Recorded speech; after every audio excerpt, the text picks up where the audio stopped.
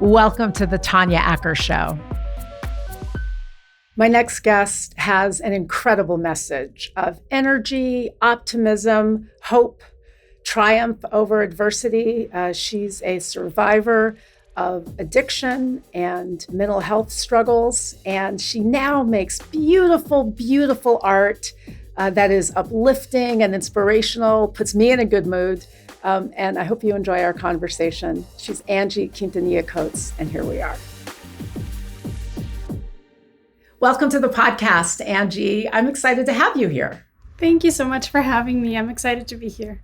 So tell us about 515. The work is bright and beautiful, and we'll get into what it's about, but talk to us a little bit about your company. I started freelance graphic design in 2015, and I've always liked the name 515. I remember journaling before I quit my job and started having my own business. I wrote down that name and I didn't know what it would be, but I just thought I liked it and it had good energy, and that has become my creative business, I guess. I've switched from graphic design to creating products that I design and sell at different stores. And now also adding to that an illustration career where I get commissions for editorial or commercial from different people, which is really exciting, especially being self-taught.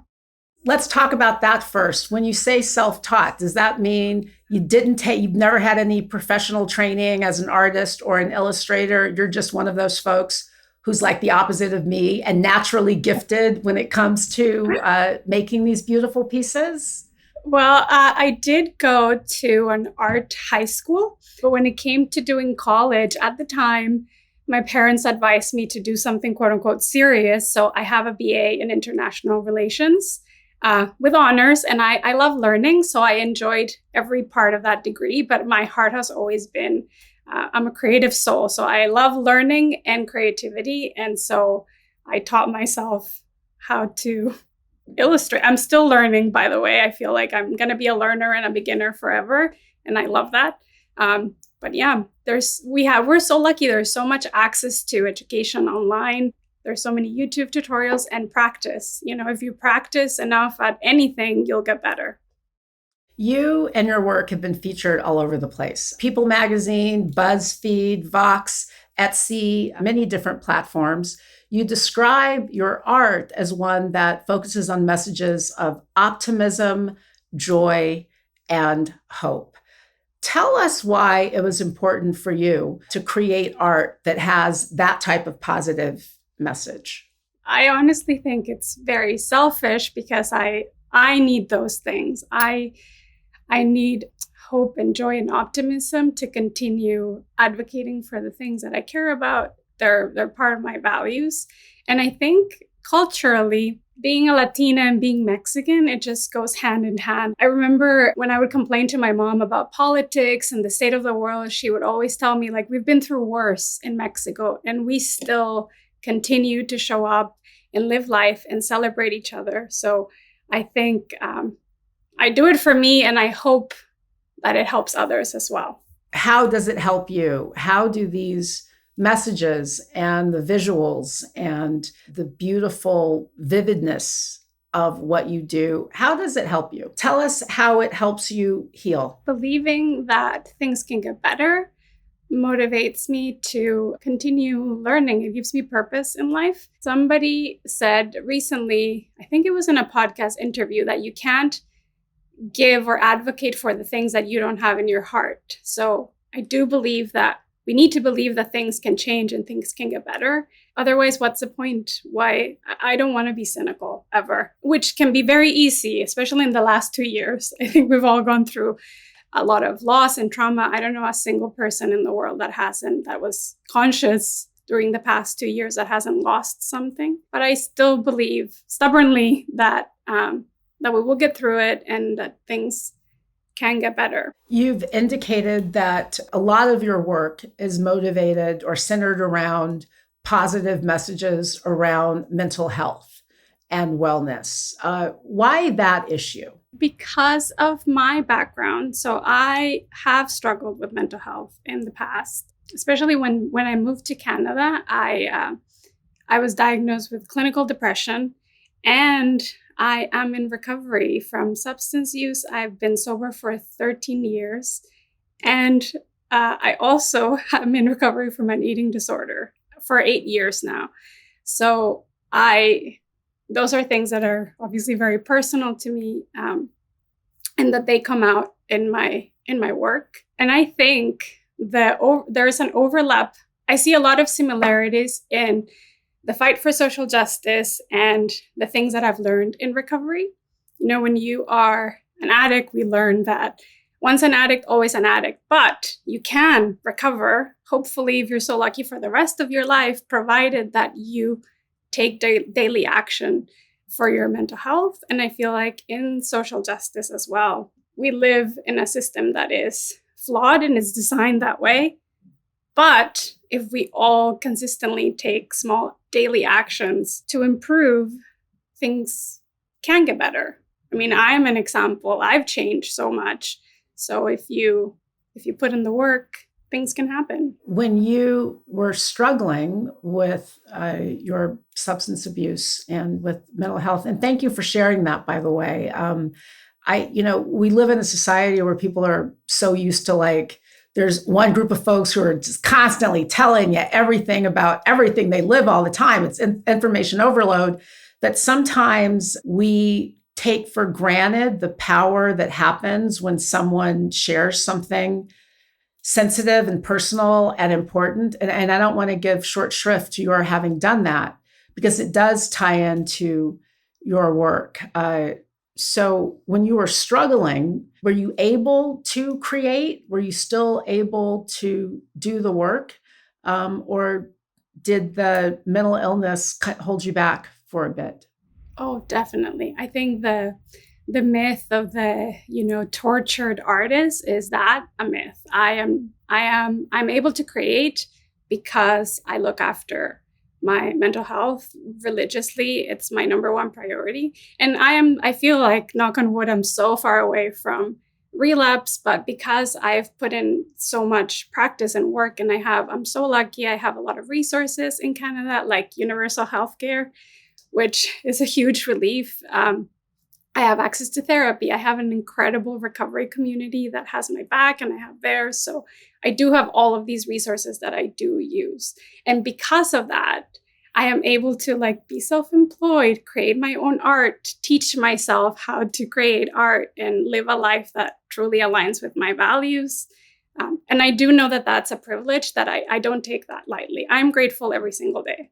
Your story and what you shared about your own survival is going to help somebody. I am sure of it. Tell us what you think your work does for people who are struggling. Because, the other thing you said that I don't want to give short shrift to is that irrespective of whether or not you've been diagnosed with something, the last 2 years have been tough for just about everybody I know. I don't care what skin you live in. I don't care how much money you have in the bank. Certainly tougher for those who don't have money in the bank, which has become an increasing number, but it's been really hard. How can your art help people make it feel less hard? Well, lately, I have been focusing on switching a little bit from the message of we should be doing this or we should be doing that, to hopefully what comes across is what I'm telling myself, which is that we need to cut each other some slack. No matter what your political beliefs are, which I am extremely liberal and proud of my values, but I really want to, instead of jumping to conclusions, just give people the benefit of the doubt. Maybe admit that everybody's just doing the best we can. Some people's best maybe is very poor, and sometimes mine too. But maybe just having a little bit more compassion.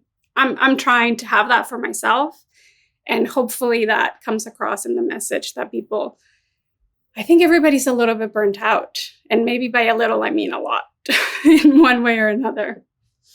Yeah, by a little, you mean exceptionally. And what's so wonderful about your work, and then perhaps you'll show us some pieces that you're particularly excited about or that you just want to show us. I assume you're probably excited about all of your work. I think it's really vivid and beautiful. The thing that I take away from it as I look at it is that it has a statement. There is a message. You've got something to say, but it's not angry. It's not mean.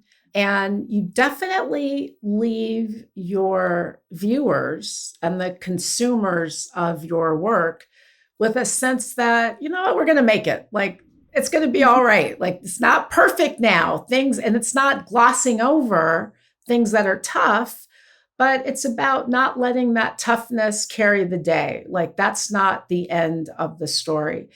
Can we look at some of your pieces? Can we look at some stuff? Yeah, so I have some in the background. Some of these magnets are very, very small, but here's a piece that says gender. Can you take one of the magnets and maybe hold it up to the camera? Because we can't really see. Yeah. This one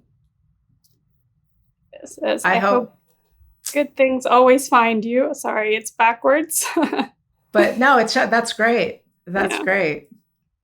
This one is Article 1 from the United Nations Universal Declaration of Human Rights. So we've known this since the end of World War II, that all human beings are born free and equal in dignity and rights. I really do believe this. It is our human purpose to help one another. We're pack animals. Beautiful. That's really beautiful. Yeah. Thank you. Although, the first one you had, I hope happiness finds you. I'm not saying that you mean it this way, but that could be a little way of throwing shade. You know what I mean? Like, you keep coming to me like that. I hope some happiness and goodness finds you. I'm actually I think we can use it both ways. I sometimes would use it that way. I hope you get what you deserve. You give back, and as part of what you do at 515.com. And everybody, you can go to Angie's website, the 515, that's the number 15, the5, number 1, number 5.com, the515.com. You can shop for the work. It's a beautiful store where you can get all kinds of neat stuff. But one thing that's also very important is, what is your mission and giving back? Tell us about why you give back and to whom you give. Yeah, I have to give a shout out to my mom because she taught me that. In Mexico, she was always volunteering and donating what little we had, we shared with others. And so from the beginning of, and it's something that I wanted to do as soon as I moved to Canada, but because of my struggles, I would volunteer and then I wouldn't be able to show up to my shifts because I just couldn't. So I made it a mission to, when I started my business, whenever I could, to donate a part of my proceeds, which I tried to do every quarter or so, according to what's going on in the world, and donate. So obviously but my most recent donations have been to the people of Ukraine, which is also, there's never a shortage of places to help. But, I want to tell people too, financial help obviously is important, but there are so many ways to help that for those that maybe think, well, I don't have enough to share. Well, $5 is, whatever you have can make a difference if we all do it together, but also there's other ways. You can volunteer your time, you can forward it to a friend. There's so many ways to be a helper. Angie, you talked about your own struggles. How did you get healthy? How did you get well? I hit bottom, which I feel like as a society, we've hit a bottom a couple of years ago. I think pain is unfortunately a great motivator to change. I think I came to a crossroads where I knew I can't keep going the way I'm going. I can't do this anymore. And I need help. And I am so grateful that in Canada, there is universal healthcare, because I walked into a free clinic and I was broke and I just said, hey, this is happening. I need help. And my doctor told me, well, you need to get sober. And so I've been sober ever since. The connection between substance abuse and mental illness. I mean, one, substance abuse is a mental illness, but I think sometimes people don't appreciate how much it can exacerbate, depression, even if you're not sick, like even if alcohol isn't a substance that you are inclined to abuse. People think like you take a drink and then you feel happy, but they forget that there's a downside to that. It's wonderful that you were able to recognize that. For all of those people, Angie, who are struggling with mental illness, whether diagnosed or not, what's your advice? How do you take the first step to trying to get yourself well? I mean, we've learned over the past several years, record numbers of suicides amongst young people, incredible levels of mental illness, anxiety, and depression, and sometimes not reported. People don't get help. They feel guilty, they're like, I got a roof over my head and I've got food to eat. Why am I going to go complain about this anxiety that I feel in my body? So I think it's really widespread right now, more than we even talk about. What do you tell people, just to if there is one thing, is there one thing that they can do or think about to try to start to see past the darkness? Yeah, you don't have to wait until you think it's bad enough. I didn't drink every day, so I thought, well, I'm not that bad. I didn't go to a treatment center. So I think sometimes we think, oh, I'm not that bad yet. But I think of it as, why not live, like, instead of not aim for not horrible, we can aim for thriving, living an optimal life. And there are so many things, so many places where you can get help. I Googled things and I got a bunch of phone numbers. You can talk to a trusted friend. I do really believe that we are on earth to help one another and to live a happy life. And we can do so much more when we don't have that burden of addiction, that numbing. And also being uncomfortable it didn't kill me. That's what I was so afraid of. I didn't want to be uncomfortable. And now, I still don't like it, but I can be uncomfortable and it passes. How old were you when you moved from Monterrey, Mexico to Canada? As a baby, I was 21 years old, full of dreams.